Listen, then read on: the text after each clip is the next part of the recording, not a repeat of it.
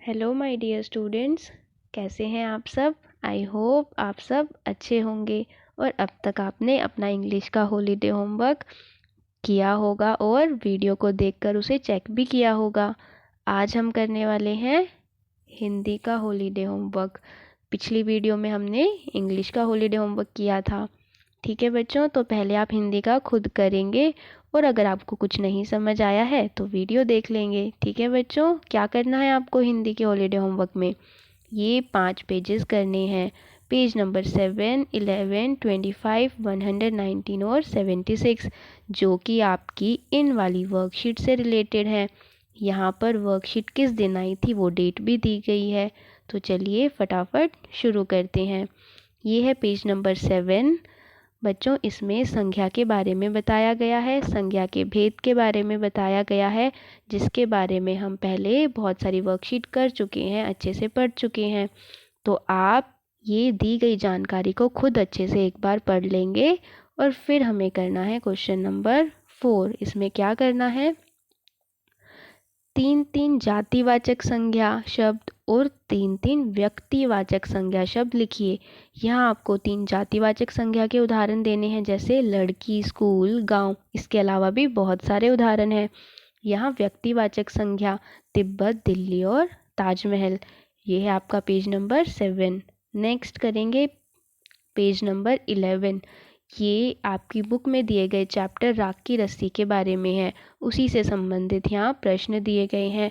पाठ भी हम पढ़ चुके हैं। तो पहला प्रश्न है, लोनपोगार का बेटा शहर जाकर दुखी क्यों था। उसके पास जौ के बोरे खरीदने के लिए पैसे नहीं थे, इसलिए वह दुखी था।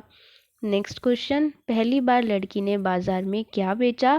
पहली बार लड़की ने भेड़ों के बाल बाजार में बेचे। नेक्स्ट, अगर लड़की ने लोनपोगार के बेटे की मदद न की होती तो क्या होता। अगर लड़की ने उसकी मदद न की होती तो वह 100 जौ के बोरे नहीं खरीद पाता। नेक्स्ट बच्चों, राख की रस्सी बनाने के लिए लड़की ने क्या शर्त रखी। लड़की ने यह शर्त रखी कि लोनपोगार को राख की रस्सी गले में पहननी होगी। नेक्स्ट, बिना वक्त गंवाए लोनपोगार ने अपने बेटे की शादी उस लड़की से कर दी। क्यों। बिना वक्त गंवाए लोनपोगार ने अपने बेटे की शादी उस लड़की से कर दी क्योंकि वह लड़की बहुत समझदार थी। तो इस तरह से आप ये वाले क्वेश्चंस करेंगे। नेक्स्ट है, पर्यायवाची शब्द लिखिए। रात और राजा। रात के पर्यायवाची शब्द रात्रि, निशा। राजा के नरेश और भूपति। बच्चों, यहाँ पर जो भी दिया गया है वो सब हम पहले पढ़ चुके हैं। जो ये वर्कशीट आपको बताई गई है ना, इनमें हमने ये सारी चीज़ें पढ़ी हैं, इसीलिए मैं इसे फटाफट आपको जल्दी जल्दी करा रही हूँ। Next page number 25। ये है आपकी बुक में दी गई कविता खिलौने वाला के बारे में। ये पंक्तियाँ उसी कविता की हैं और इन्हीं पंक्तियों के ऊपर ये कुछ प्रश्न दिए गए हैं। तो आप पंक्तियाँ ध्यान से पढ़ेंगे और फिर उत्तर करेंगे।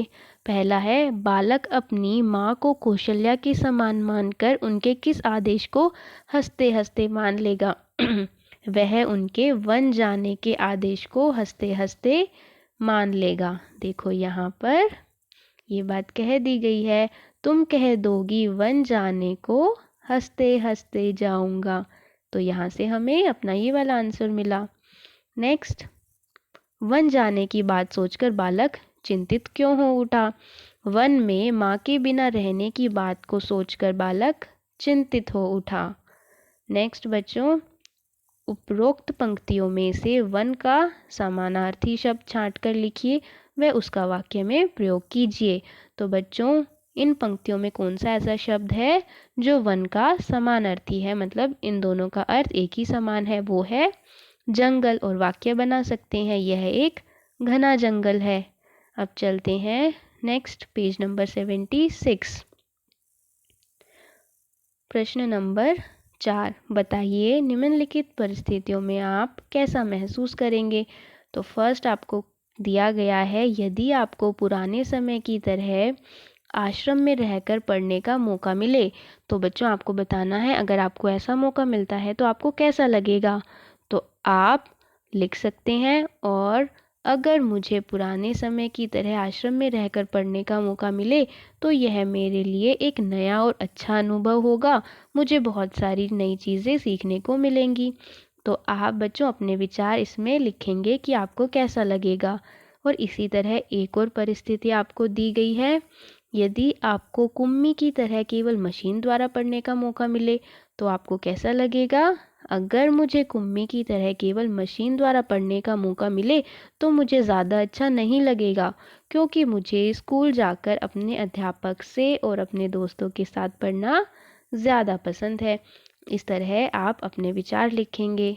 अगला प्रश्न है बच्चों, वाक्यों में प्रयोग कीजिए। मन ही मन, इसको बच्चों आपको वाक्यों में प्रयोग करना है।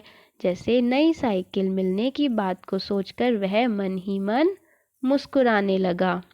अगला है कहते कहते, सोनू अपने मन की बात कहते कहते रह गया। बच्चों जो हम वाक्य प्रयोग कर रहे हैं आप उसको अंडरलाइन भी कर देंगे, ठीक है, ऐसे। और यहाँ पर क्या था, मन ही मन, ठीक है। नेक्स्ट, निम्नलिखित शब्द को अलग अलग अर्थ में प्रयोग करते हुए वाक्य बनाइए।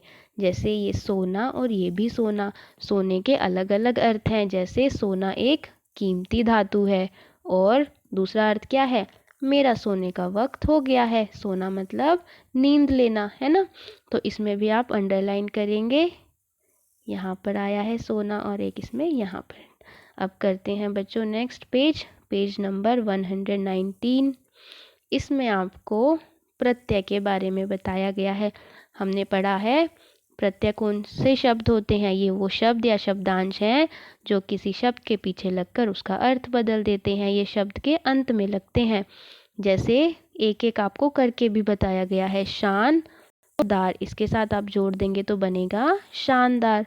घुमाव जमादार, घुमावदार। ईमान जमादार, ईमानदार। हवा जमादार, हवादार। तो ये तो बड़ा ही आसान है। नेक्स्ट क्या है, वान। गुण जमावान, गुणवान। बल जमावान, बलवान। धन जमावान, धनवान। मूल्य जमावान, मूल्यवान। और लास्ट है कौन सा प्रत्यय, इक प्रत्यय। जैसे इसमें जोड़ा सप्ताह जमा इक, साप्ताहिक। इतिहास जमा इक, ऐतिहासिक।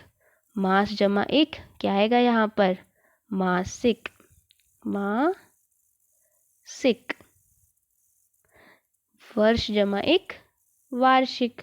तो बच्चों इस तरह आप ये वाला कर लेंगे। इसमें आपको प्रत्यय के बारे में सीखना है, ठीक है बच्चों। तो ये हो गए हमारे 5 पेजेस हिंदी के, है ना।